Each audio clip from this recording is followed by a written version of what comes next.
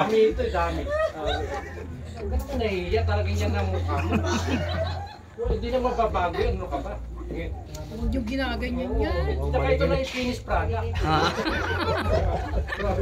Wala nang pagdidevelop. Ayun naman na. Napatawa ko lang eh. Ito na, itong position ko, tingnan nyo. Kaya tumawa, lagot kayo Tribal nila. position. So Hindi kanina na kayo napansin ninyo, papansinin yan. nakaganyan tayo dahil in case na matumba siya mga kasama yan. Ngayon, napansin ninyo, nakaban na ako, nakatripod na ako. So mula dyan, yan yung paa niya naiwan, o yan na. So 4 corner na. Tapos atras, naka-squat na ako. So mapapansin ninyo, para na akong tatae. So yan. So ang gagawin po natin, yan po, yan. Tawakan natin. Tapos itong kamay natin nakaganon.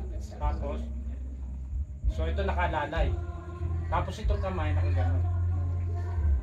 Para yan. Tapos dahan-dahan. Ayun. So, papansinin nyo, o, hindi yung ganun na baka mamaya kasi mali, masasakal siya.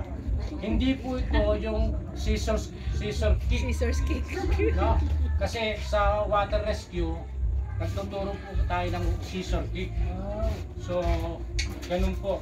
Dito hindi natin sasakalin. No?